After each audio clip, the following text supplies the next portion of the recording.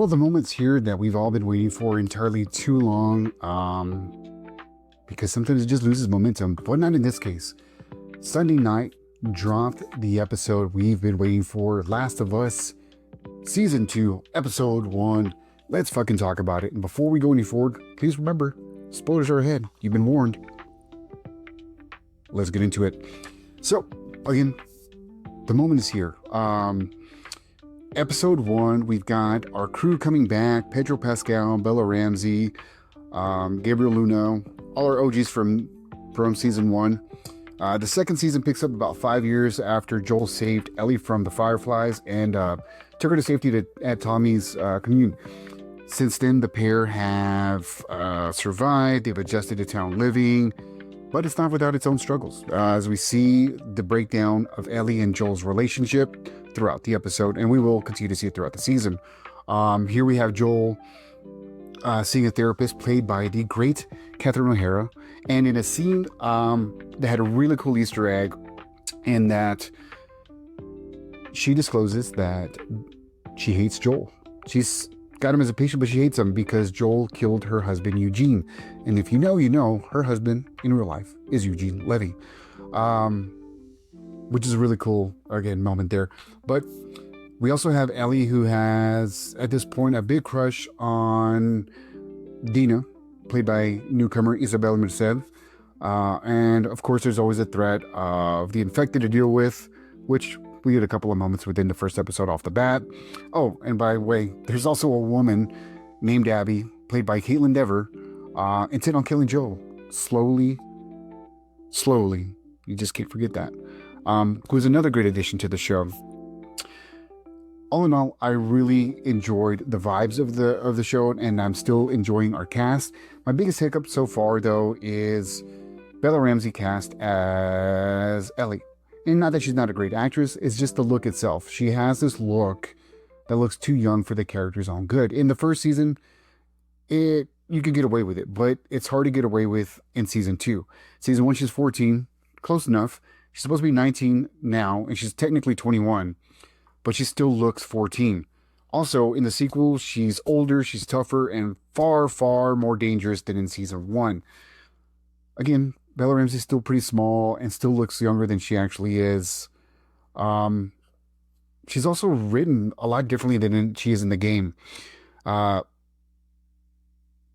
She's a lot more rebellious here. She's much more of a smartass, far more unpleasant and argumentative, and basically more of a pissed off annoying teenager, the trope than her video game personality, who was simply more likable all around. You know, she's still a smartass, but you still enjoyed her presence, while still coming across as resourceful, intelligent, and still pretty badass for a 14-year-old.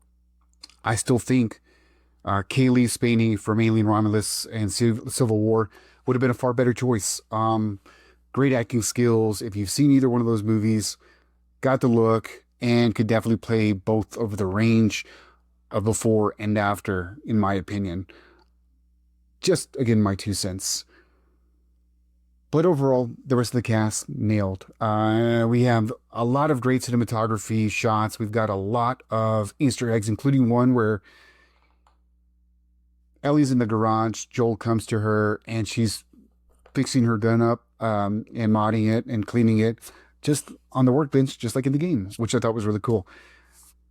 We've also got some differences that kind of, I feel, throw the story off from the game and the show, or vice versa.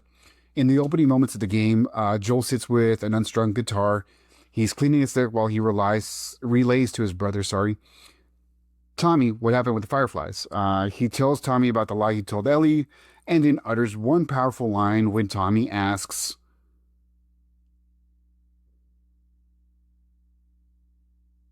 and presses on the details. I saved her, he says. His resolve firm. We all, and when I mean we all, the audience, are really left to judge whether his actions were justified or not. Now, in the show, they replaced that whole scene with the aforementioned Gale and that therapy session. So I just don't feel it was as powerful as it was in the game, having that conversation with Tommy himself. As I mentioned, Joel and Ellie's rapport is way off, as we experience in the game, and will continue to experience. And you really see that during the New Year's Eve party. You get Dina kisses Ellie in a scene that looks shot for shot identical to the game. And a nearby hick, I believe his name is Seth, gets upset because this is a family event and makes a homophobic remark towards Dina and Ellie. Ellie starts to get in his face when Joel bursts in out of nowhere and knocks him to the ground. He asks Ellie if she's okay, and she's already pretty pissed, angrily pissed at him, and tells him that she doesn't need his help, but with a lot more swearing.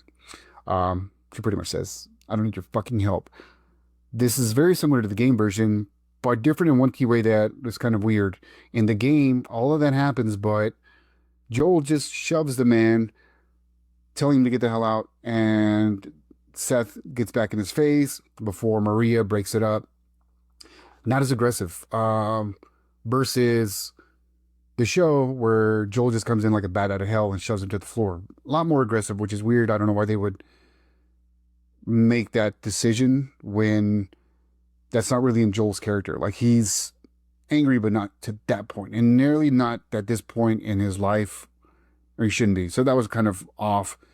There are also some moments that are missing that kind of help us understand a lot of what's missing between the rapport. One from the game is after Joel tells Tommy the big secret, they ride through the gorgeous Wyoming mountains back to Jackson, where Joel pays Ellie a visit.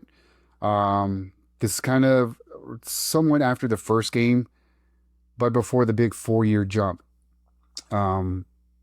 Ellie's living in the detached garage that I mentioned before, and Joel brings her a gift, the guitar he was just working on. And before he gives it to her, he sings her a song, which is Future Days by Pearl Jam. Now, that's a very, very touching moment because he gives her the guitar after he sings the song to her and tells her he'll teach her how to play it starting tomorrow, the next day. It's a really, really sweet moment. It's a beautiful reminder of their bond and how much they care for each other before we see their relationship start to crumble. Then the game jumps ahead. We go to a snowier, more bitter world. These are the moments in the second game that make it hit.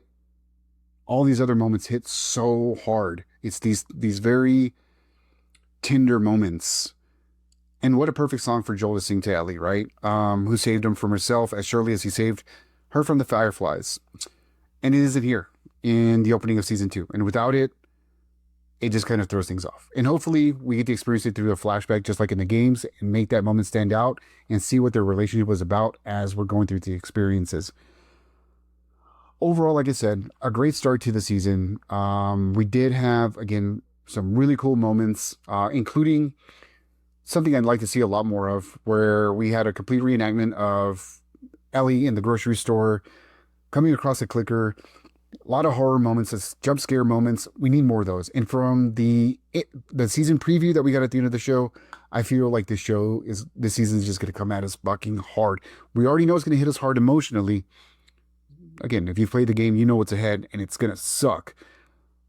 But I want more of the scares that we had, that tension that we had playing the game, because clickers, cordyceps were everywhere, and I want that unsettling feeling. I want to be worried about what's around the corner. I want to jump. I want to fucking freak out. Anyways, let me know what you thought about the first episode down below. Don't forget to hit the like, the follow, the shares.